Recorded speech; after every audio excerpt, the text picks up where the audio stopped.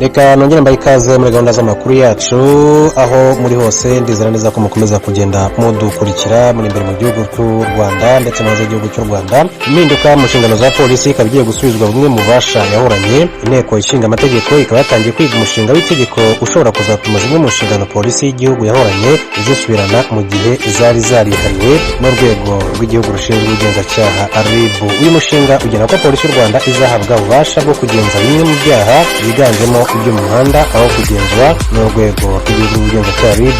Muri 2007 ubwo hashyirwagaho urwego rw'igihugu rushinzwe ubugenzacyaha RIB bahawe zimwe mu nshingano zari zisanzwe zikorwa na polisi y'igihugu. Isobanura mpamvu ry'uyu mushinga rigaragaza ko nyuma y'izo mpinduka byagaragaye ko hari imbogamizi mu mikorere ya polisi y'igihugu zikeneye gukemurwa mu rwego rw'amategeko kugira ngo nayo ishobore kuzuza neza inshingano zayo zirimo kutagira ububasha bwo gusaka abakekwa ko hakorewe icyaha, kutagira ububasha bwo gufatira ibintu bimwe na bimwe bifitanye isano n'icyaha, kutagira ububasha bwo gukusanya ibimenyetso by'ibanze ahabereye icyaha, kutagira ububasha bwo kugenza ibyaha, impanuka byo mu muhanda ndetse n'ibindi. Kuba polisi y'igihugu idafite ububasha mu rwego rw'amategeko ntibikwiriye ku rwego nk'uru hatirwa umutekano kuko ruba rukwiriye gukora ibikorwa by'ibanze by'ubugenzacyaha mbere yo gushyikiriza dosiye RIB. Uyu mushinga w'itegeko ukubiyemo rero zimwe mu nshingano polisi y'u Rwanda yahoranye binyuze mu ishami ryayo rishinzwe ubugenzacyaha CID. Uyu mushinga w'itegeko ukaba ugamije guha polisi ububasha bushingiye ku mategeko cyo gukora ibikorwa by'ibanze byerekeye iperereza. Aha rero harimo nko gusaka, gufatira, gukusanya ibimenyetso ndetse no gushyikiriza RIB raporo yabyo mu gihe kitarenze amasaha 24. Ukaba ugamije kandi guha polisi ububasha bwuzuye bw'ubugenzacyaha ku byaha byo mu muhanda. Umupolisi watorotse azajya afatwa nk'uwakoze icyaha aho kuba ikosa. Uyu mushinga w'itegeko Minisitiri w'Umutekano mu gihugu Fred Gasana yamurikiye abagize inteko ishinga amategeko y'u Rwanda kuri 13 Mutarama 2022 ugena kandi ko gutoroka bizahinduka icyaha aho kuba ikosa nk'uko byari bisanzwe. Impamvu izo mpinduka ziteganyijwe ni uko gutoroka ari kimwe mu bibazo bikeneye gushakirwa ingamba mu buryo bw'amategeko zatuma gutoroka bigabanuka aho gukomeza kubihana nk'ikosa bisanzwe ryo mu rwego rw'akazi.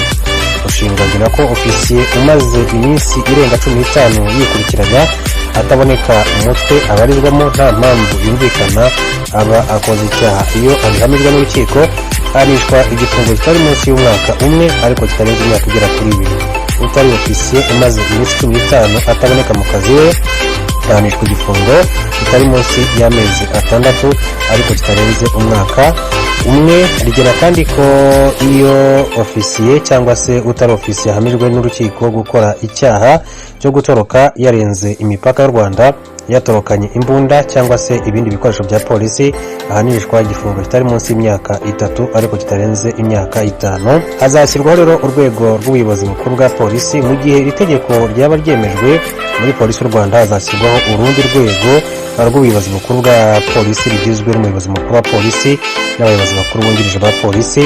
Uru rwego ruzaba rushinzwe imiyoborere ya buri munsi ya polisi y'igihugu mu gihe ubusanzwe inzego z'ubuyobozi bwa Rwanda National Police cyangwa se bwa polisi y'u Rwanda zari inama nkuru High Council, inama nini y'ubuyobozi bukuru Senior Management Council.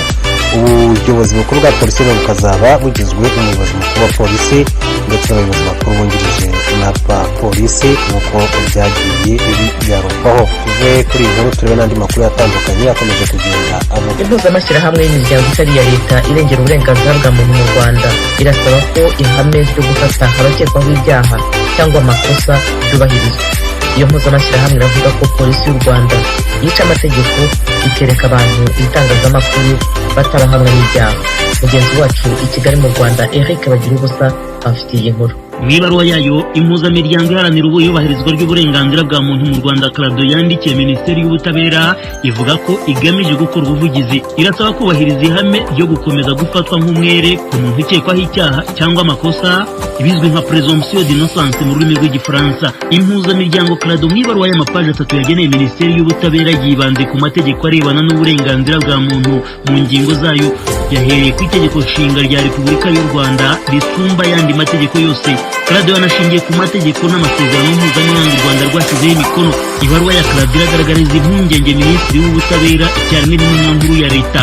Clado iravuga ko hari abakekwaho ibyaha cyangwa amakosa byoroheje ataragize ibyaha, polisi y'u Rwanda yereka itangazamakuru cyangwa ikabagaragaza mu majwi no mu mashusho ndetse no ku mbuga nkoranyambaga. Iravuga ko ibyo bibakoze isoni n'ikimwaro mu ruhame kandi bikabasebya. Ibivugwa n'impuzamiryango Clado ni nabyo bikunze kumvikana, abanyamategeko babisaba ubucamanza mu nkiko. Umunyamategeko Pierre Celestin Buhuru akavuga ko ihama ari uko umuntu aba agomba gukomeza gufatwa nk'umwere kuko ibindi birushaho kumusuzuguza. Ikintu cya mbere nuko cya gitinyiro cy'abantu kandi cyacyohera kuvuga guhabwa amacakubiri n'urwego rw'igishakisha ibimenyetso kandi umuntu wenda bakazagira icyo bakamurekura cyangwa se akamubera cya gitinyiro cye burya kiba byahungabanya. Iriya ngingo ya 13 ivuga ko leta ifite inshingano zo kumwubaha no kumurinda no kumurengera. Ntabwo rero igihe bakeka ko umuntu yakoze icyaha runaka bakwiye kumuzana ari mu mapingu bakafata bakujya mu mapingu bakakwereka itangazamakuru. Urumva ko igihugu cyose abakurikirana iyo televiziyo bose bahita bagufata nk'aho uri igisambo rwose, nk'aho bahamwe n'icyaha kandi ibimenyetso batari banabigeraho. Mu gushaka kumenya koko niba ibikubiye mu ibaruwa ya Clado hari isano byaba bifitanye n'abo byabayeho, ijwi rya Amerika yabajije Bwana Olivier Tuyisenge, umusizi w'umunyarwanda. Uyu yakoze ubukwe mu mwaka ushize w'2021 ariko yisanze polisi imutwaranye nabo bari kumwe ibashinja kurenga ku mabwiriza yo kwirinda icyorezo COVID-19. Kuri we nk'umuntu ukomera ku muco abifata nko guhururiza abakekwaho ibyaha cyangwa amakosa bihabanye n'umuco nyarwanda. Rero ubwo nibaza ko abapolisi aho kugira ngo nibura baberekane kuriya babashyira imbere y'itangazamakuru, ahubwo nibaza polisi y'u Rwanda nibura yagikora statement nk'itangazo rigenewe abanyamakuru se ko igihe cyo bazaba baramwibu cyangwa byemejwe polisi y'u Rwanda izababereka, ariko apana mbere kuko nk'ubu kuri kwibana intwaro nyura ukumva umuntu arakoze kandi atari wa munyamakuru. Izo rero ni ingaruka byakugizeho? Yewe ingaruka kubera ko umuntu utisha ku bintu ubwo bagenda byazimugezeho dore wa mugenzi wabo ntibafunze. Twahamagaye Bwana Emmanuel Rugira Shebuja, Minisitiri w'Ubutabera icyarimwe n'intumwa nkuru ya leta, tugamije kumva icyo avuga kuri iyi ngingo. Ntibyadukundiye. Bwana Rugira Shebuja ntiyanasubiza ubutumwa bugufi twamwoherereje. Umusizi Tuyisenge akavuga ko no mu gihe abanyamakuru bahamagariwe inkuru z'abakekwaho ibyaha cyangwa amakosa bagombye kubikorana ubushishozi. Hari igihe muri ziriya rero zo kuba ngo runaka yeretswe itangazamakuru, umunyamakuru ashiduka ari gushinyagura no gusonga umuntu ariko atabizi kugira ngo ngo yeze akazi ke ibintu bigenda. Uri kumbaza ko tunyurire nk'uko byagenze kandi we nk'umunyamakuru bajya kuguhamagara ngo uze ukavaringa iyo nkuru, wowe wari uje kubwira abanyarwanda uko byagenze niba utabizi turabaze. Umunyamategeko Buhuru agasanga hari icyo minisitiri yagombye gukora akibona iyi baruwa y'impuzamiryango irengera uburenganzira bwa muntu mu Rwanda Clado. Ikintu cya mbere ni uko yasaba za nzego ziri mu nshingano ze ko yabirinda ubugenzacyaha bose nibo ba mbere bari munsi y'inshingano za Minisitiri w'Ubutabera.